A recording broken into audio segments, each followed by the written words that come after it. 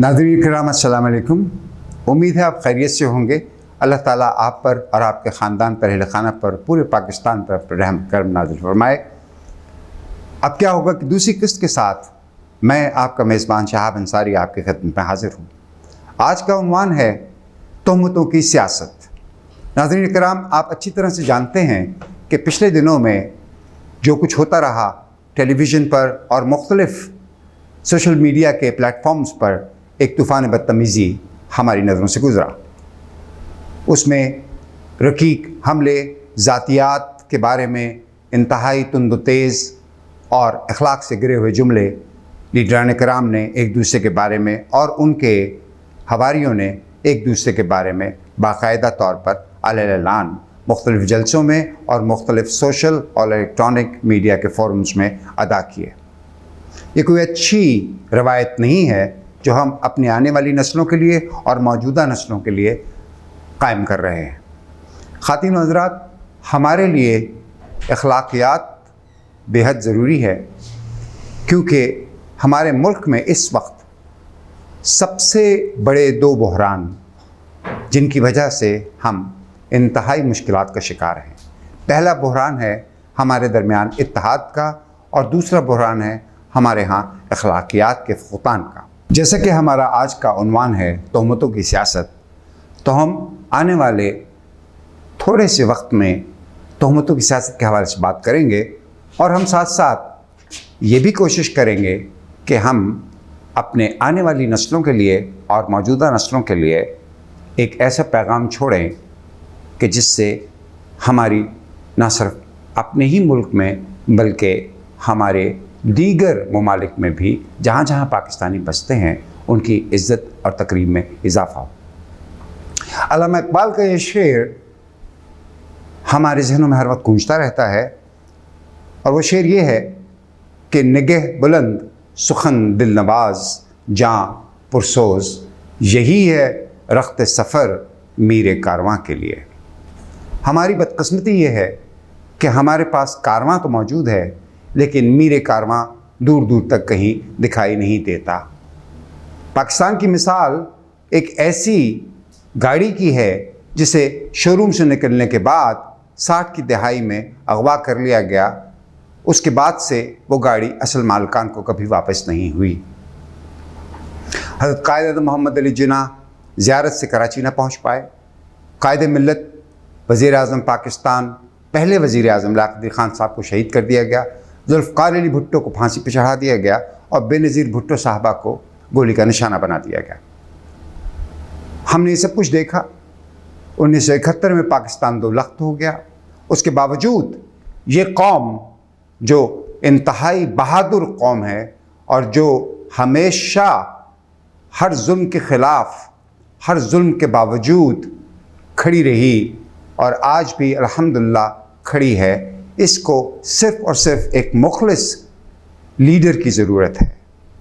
हमारे जितने लीडर मुखलिसी के लिए कोशिश करते रहे, उन्हें मौत के घाट उतार दिया गया या उनको उनकी कुर्सियों से हटा दिया गया। मुख्तदिर ताकतें जो कभी भी पाकिस्तान का भला नहीं चाहती थीं और आज भी नहीं चाहती हैं, वो हर लम्हा सरगर्म अमल हैं कि वो अपने गुमाश्ताओं के ज़रिए, अपने उन नुमाइंदों के ज़रिए जो उन्होंने हमारी सफ़ों में डाल दिए हैं, हमें पीछे की तरफ ले जाएं। मुझे एक अमरीकी सियासतदान का वो कौल भी याद है कि जब उन्होंने धमकी अमेज़ अल्फाज में एटमी धमाके से मना करते हुए ये कहा था कि हम पाकिस्तान को पत्थर के दौर में दोबारा वापस भेज देंगे।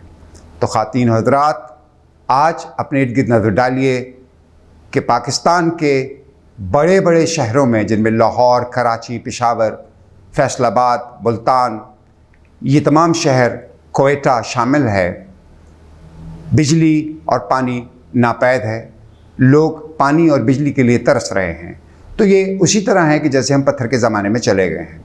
अब इस वक्त इस चीज़ की ज़रूरत है कि हम अपनी सफ़ों में इत्तेहाद पैदा करें, माजी की तलखियों को भुलाकर एक दूसरे के साथ हाथ मिलाएं और हर तरह की सियासी और दीगर तमाम बाउंड्रीज से ऊपर होकर صرف اور صرف پاکستان کے بارے میں سوچیں، اپنے بچوں کے، اس ملک کے لوگوں کے مستقبل کے بارے میں سوچیں، تہمتوں کی سیاست سے نکلیں، ایک دوسرے کی ذاتیات پر رقیق حملے کرنے سے اجتناب کریں، کیونکہ یاد رکھیے کہ ہر لیڈر، چاہے وہ پاکستان مسلم لیگ کا لیڈر ہے، یا چاہے وہ پی ٹی آئی کا لیڈر ہے، یا چاہے وہ پیپلز پارٹی کا لیڈر ہے، یا کسی بھی مذہبی یا سیاسی جماعت کا لیڈر ہے، اس کے ہزاروں لاکھوں فالوورز بھی موجود ہیں۔ تو جب ہم کسی کے لیڈر کے بارے میں کوئی بات کہتے ہیں تو ان کے دلوں پہ چوٹ پہنچتی ہے، اور وہ لوگ ہمارے اپنے پاکستانی بھائی بہن ہیں۔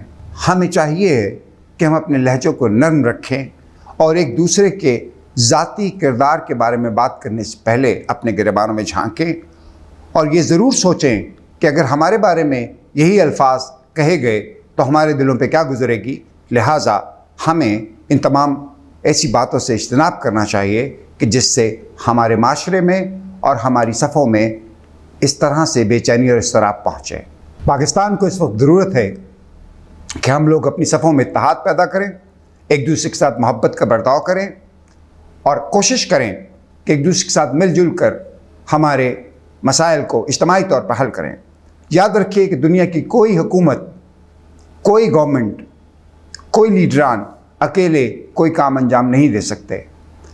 ہمیں بھی اپنے فرائض پورے کرنے ہیں، ہمیں بھی اپنے فرائض ادا کرنے ہیں، ہمیں بھی پاکستانی ہونے کی حیثیت سے اپنا وہ کردار ادا کرنا ہے جو کردار ہم اپنے لیڈران سے، اپنے نمائندوں سے ایکسپیکٹ کرتے ہیں، اور ہمیں چاہیے ہے کہ ہم خود بھی اپنے طور پر کہیں نہ کہیں چھوٹا سا چراغ ضرور جلائیں، اور یہ چراغ جلیں گے تو یقیناً انشاءاللہ روشنی ہوگی اور پاکستان دوبارہ اپنے پیروں پہ کھڑا ہوگا۔